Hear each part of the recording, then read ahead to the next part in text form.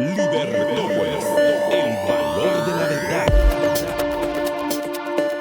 Sin más, entramos de lleno a lo que habíamos anunciado el día de hoy en nuestras redes sociales y estábamos hablando previamente de, por favor, pueden ponernos la presentación. Habíamos hablado que el presidente Trump firmó una orden ejecutiva para reducir burocracia y afecta a un tanque de pensamiento en Estados Unidos. Bueno, ¿qué órdenes ejecutivas ha dado Donald Trump? También vamos a estar hablando de los archivos clasificados de John F. Kennedy, que sabemos hoy que no sabíamos ayer. Y en entrevista desde México vamos a tener a Eduardo Ordóñez, experto en geopolítica y seguridad nacional, contándonos qué está sucediendo en la relación entre Estados Unidos y México y qué podemos aprender de eso. Para comenzar, hay que recordar que nuestro programa tiene desde el 2018 y estamos cumpliendo ya 7 años ahorita en mayo. Y sintonízanos a través de nuestras redes sociales, Facebook, en TikTok, Libertópolis, @Libertópolis, en ex Twitter, Libertópolis, en YouTube, Libertópolis GT y en Twitch, Libertópolis TV, así como nuestro website libertopolis.com.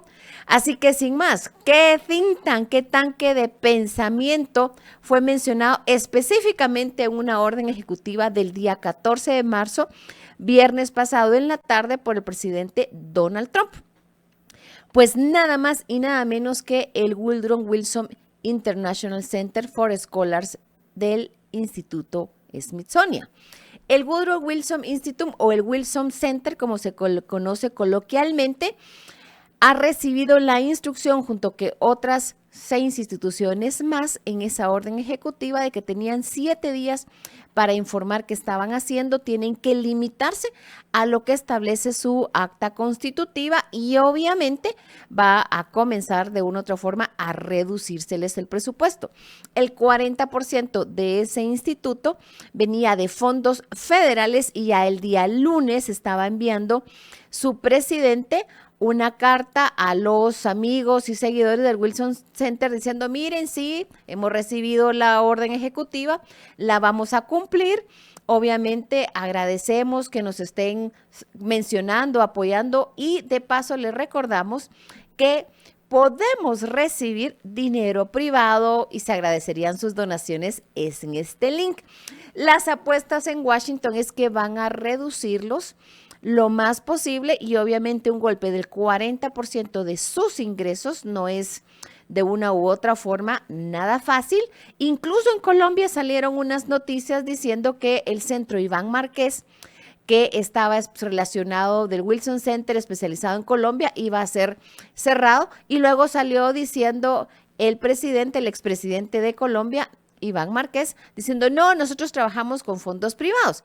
Pero la gran pregunta es, ¿qué va a suceder? Hay que recordar que el Wilson Center siempre fue, de una otra forma, muy cercano a ciertos grupos acá en Guatemala y de una u otra forma siempre estaban dando seguimiento a qué sucedía en Guatemala desde situaciones junto con su centro aliado, lo que es WOLA, que en algún momento alguien del Wilson Center, su esposa era la directora de WOLA, pues siempre estaban mirando qué estaba sucediendo en Guatemala desde la época de Ríos Montt, todo lo que pasó en la caída de Otto Pérez, fueron muy cercanos a la extinta CICIG y obviamente también le han dado mucho apoyo al actual gobierno previo a su asunción y el año pasado también más de una vez visitas que hizo el presidente Arévalo a Washington, siempre era una parada obligada el Wilson Center para dar alguna conferencia. Pues la orden ejecutiva del 14 de mayo de una u otra forma le ha cortado fondos y les está poniendo limitaciones a las cosas que pueden hacer.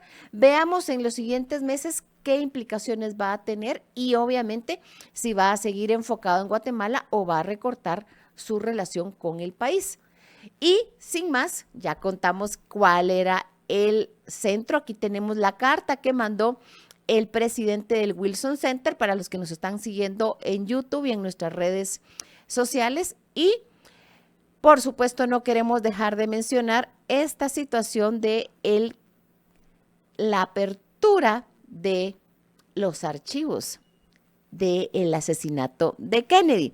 Tenemos en pantalla el link a los archivos nacionales en Estados Unidos, donde cualquiera que quiera entrar a meterse y a vagabundear, pues puede meterse a ver. ¿Qué sabemos del día de ayer para hoy? Bueno, que son 71,000 files que hay que revisar, que hay gente y grupos que están trabajando con inteligencia artificial para ir organizando los que está diciendo esas páginas, para ir encontrando información, así que en los próximos meses probablemente vamos a sacar más información específica y cosas interesantes.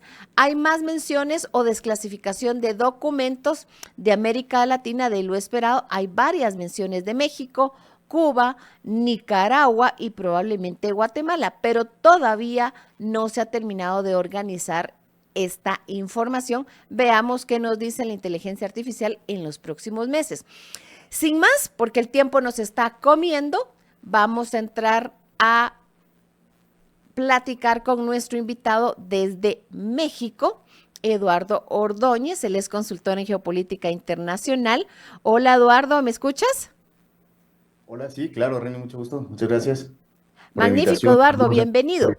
Tú Muchas has sacado tu doctorado en Francia y eres una persona que ha trabajado por años haciendo el seguimiento de la participación de México en distintos foros, obviamente desde el punto de vista de seguridad, y estás mirando y viviendo el día a día de lo que está sucediendo entre la relación de México y Estados Unidos. Si quisieras entrar a contarnos un poquito cómo miras esta relación entre Donald Trump y Claudia Sheinbaum, que una cosa es lo que dicen los titulares y las noticias de que se estaban peleando, que esto y que lo otro, pero después de ese encontronazo inicial, las cosas se han calmado y de una u otra forma ya hay negociaciones. Así que sin más te dejamos al aire. Sí, claro, mira, creo que todos sabemos actualmente que el presidente Donald Trump ha estado imponiendo sanciones, bueno, tarifas, porque no son meramente sanciones, hay que decirlo, son tarifas a productos arancelarios. Digo, a productos. En México se deben sobre todo, la primera justificación que dio el presidente Donald Trump fue por el tema de seguridad e inmigración. Todo esto comenzó con el tema del tráfico de fentanilo de México y China hacia Estados Unidos. Entonces el presidente Trump de ahí comenzó a amenazar con aranceles, ¿no? Eh, Vemos que acaba de cumplir de cierta manera su amenaza e impuso algunos aranceles al acero y al aluminio, que pues por ahora han afectado a las cadenas de suministro en México y lo van a seguir haciendo. O sea, eso es algo que no vamos a poder detener. Y hay otros aranceles que están en puerta para abril, los primeros días, me parece que el 2 para muchísimos productos más. Esto puede ser, todavía no queda claro para qué productos, porque recordemos que México tiene un tratado de libre comercio con Estados Unidos y con Canadá. Y en ese tratado pues están cubiertos cerca del 80% de las mercancías que nosotros comercializamos con Estados Unidos. Entonces todavía no sabemos si esas van a tener o no aranceles. Eh, ¿Por qué digo no sabemos? Porque recordemos que Donald Trump es una persona muy volátil. Entonces un día dice que sí, otro día dice que no. De hecho, pues, los aranceles iban a para todos los productos y luego de una intensa negociación con el secretario de Economía, Marcelo Ebrard, se decidió que solamente se impondrían al aluminio y al acero. Entonces las otras quedaron en stand-by. Entonces también hay demasiada información actualmente. O sea, de acuerdo a la última información que se ha publicado en medios de comunicación, es de que sí van a ir los aranceles y que nos van a pegar durísimo como país. Incluso Se habla de una recesión. se habla de una recesión en México, pero bueno, o sea, recordemos que esta recesión no es de hoy en día, o sea, se viene arrastrando desde hace varios años, por lo menos desde el año pasado, debido a políticas de la administración pasada, con Andrés Manuel López Obrador. O sea, una de ellas es, pues, la reforma judicial, ¿no? Que esto ha generado muchísima incertidumbre jurídica en el país y esto pues obviamente a muchísimas empresas les causa temor, les causa esta pues, incertidumbre jurídica de que no saben qué es lo que va a pasar. O sea, hay que recordar que cuando uno promulga una reforma no sabemos qué es lo que va a resultar de esa reforma. Entonces, pues estamos en ese proceso de ver qué es lo que va a pasar con la reforma judicial, cómo va a afectar a intereses mineros, petroleros, a otros grandes intereses. Ahora, también hay una reforma en materia energética en la que se le va a dar mayor competencia a Pemex y a la CFE. A la CFE, para tu auditorio, es la Compañía Nacional de Electricidad. Entonces le van a dar mucha más participación y eso también ha generado incertidumbre. Entonces podemos ver que no nada más son factores externos, exógenos, como Donald Trump, que es uno de ellos y es el por el que más se habla, pero también hay factores internos. Entonces México también tiene un déficit de energía. Entonces, está bien que la presidenta Claudia Sheinbaum haya anunciado un Plan México, que es nuestra primera guía de inversiones en el país y cómo vamos a industrializar prácticamente al país. Es un buen ejercicio, habla bien porque no se había hecho antiguamente y esta iniciativa fue apoyada incluso por empresas transnacionales que se han adherido, como Hyundai, que ha dicho que le pareció bien el plan y que va a invertir en México. Pero el gran problema es de que no hay suficiente energía para ejecutar este plan. O sea, hay zonas industriales en el norte del país que se han quedado sin energía eléctrica para poder operar. Eduardo, te voy a Eh, interrumpir en este punto. Estuve leyendo que en algún momento hubieron cortes de energía en ciertas áreas de México, precisamente por eso. Sí, claro, o sea, pues en Tamaulipas, ahora también el cambio climático, ¿no? O sea, tampoco hay agua para operar estas grandes industrias. La población y la industria han crecido demasiado en México. Entonces, como podemos ver, no nada más son factores meramente de Donald Trump, sino también, pues, te está hablando de la relación interna que México ha tenido, ¿no? O sea, entonces fue bastante difícil para el país el cambio de ideología política de un partido de derecha como el PAN o el PRI hasta actualmente pues Andrés Manuel López Obrador con su movimiento de regeneración nacional Morena. Y mismo si la administración actual tiene ciertas rupturas, hay cosas que son continuidades. O sea, yo veo una ruptura en el exterior y la relación con Estados Unidos que es mucho más amigable. Volvemos al punto de la pregunta principal. Sí, la relación es mucho más amigable que con Donald Trump, que con Andrés Manuel López Obrador. El equipo de Claudia Sheinbaum ha ido a negociar personalmente con Estados Unidos, con grandes funcionarios, Marco Rubio entre ellos, eh, para ver cómo podemos mitigar este impacto que van a tener las tarifas y los aranceles sobre la economía mexicana, que hay que decirlo, está muy integrada con la estadounidense. Nosotros más con ellos que ellos con nosotros. Nosotros como país exportamos el 85% de nuestros productos, mientras Estados Unidos es el 14%, 15%. Entonces, obviamente nos va a pegar mucho más duro a nosotros que a ellos, eso hay que decirlo de cierta manera, pero también hay que tomar en cuenta que México está tan integrado con Estados Unidos que, te pongo un ejemplo, un motor de auto, de algunos materiales se hacen en Estados Unidos, se extraen en Estados Unidos, el titanio, por ejemplo, se empiezan a procesar algunas partes en Estados Unidos, se envían a México, después a Canadá, regresan a Estados Unidos, finalmente se ensamblan en un motor. Entonces, las tres economías, incluyendo Canadá, están muy integradas. Entonces, evidentemente, también va a tener repercusiones en Estados Unidos, pero en México va a ser mucho peor. O sea, de esto también pues, por la crisis interna. También otro factor externo es pues, el dólar está muy débil. No es que el peso mexicano sea fuerte, el dólar está débil por las mismas políticas de Donald Trump. Entonces, también ese es un factor que hay que tomar en cuenta. Eduardo, nos tenemos que ir a un corte, pero antes de irlo te vamos a dejar una pregunta para que lo comencemos a pensar. Ayer nos estábamos platicando un buen ratito entre los dos y hablamos de lo importante que es comenzar a hablar de la relación México-Guatemala. Lo que está pasando en México afecta a Guatemala, compartimos frontera y de una u otra forma como comenzar a mirar esa relación con otra forma, otros ojos y obviamente qué podemos esperar en un contexto tan cambiante como es el mundo actualmente.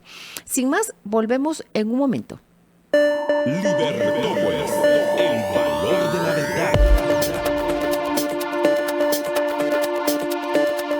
Y volvemos con Eduardo. Eduardo, ayer platicábamos y creo que nos hubiéramos pasado un par de horas hablando, pero ya teníamos como que el tiempo corrido de lo importante de esa relación apenas explorada de la relación entre México y Guatemala y qué pudiéramos esperar en un contexto donde, por un lado, está Estados Unidos reconfigurando su relación con el resto del mundo, especialmente América Latina. Tenemos contextos de tratados de libre comercio de hace un par de décadas y obviamente nuevas situaciones que no existían hace 20 años tan fuertemente como ahora, como es el tema del narcotráfico, migración ilegal hacia Estados Unidos, trata de personas, el tema del fentanilo y China abarcando un montón de espacios que tradicionalmente eran de Estados Unidos en este continente. ¿Cómo miras México y Guatemala? ¿Qué tenemos y qué debiéramos de comenzar a mirar en ese contexto? Mira, en mi opinión lo que tenemos es una relación que México ha abandonado, hay que decirlo de esa manera. Nos enfocamos muchísimo en nuestra relación hacia el vecino del norte por obvias razones, por la economía tan aplastante, por la integración económica que hay, nuestros parques industriales, nuestro tratado de libre comercio con ellos. También tenemos con Guatemala, pero es una relación que no hemos sabido explotar desde mi punto de vista. México y Guatemala comparten algo más que una frontera, o sea, somos pueblos muy parecidos. Yo he tenido la oportunidad de estar en Guatemala y realmente uno no siente mucho el cambio cultural, pero bueno, también habría que ver qué es lo que puede ofrecer México a Guatemala y Guatemala a México. Actualmente la relación se concentra muchísimo en la migración. Creo que toda la pantalla ha estado dominada por la migración y el narcotráfico, ¿no? Sobre todo en la frontera de Guatemala y el sur de México, que vendría siendo Chiapas, ¿no? Que ahorita es un polvorín, desgraciadamente, un estado por el que tradicionalmente han entrado siempre los migrantes, que vienen de Centro y Sudamérica e incluso de otros lados del mundo, incluyendo el Caribe, de Haití, de África, pues han entrado por Guatemala. Y desde que Donald Trump entró en su primera administración, ha estado exigiendo muchísimo al gobierno mexicano pues, desplegar sus tropas hacia el sur para contener esta migración y de paso el narcotráfico. O sea, durante la primera gestión de Donald Trump no fue su preocupación el narcotráfico, fue la migración ilegal, sobre todo centroamericanos y mexicanos. Entonces, la primera línea de contención obviamente era México. Entonces México desplegó a la Guardia Nacional al sur de Guatemala. Ahora también hemos tenido el fenómeno del narcotráfico en México que ha crecido exponencialmente durante los últimos 6 años y Chiapas era un estado tradicionalmente tranquilo, hoy en día no lo es.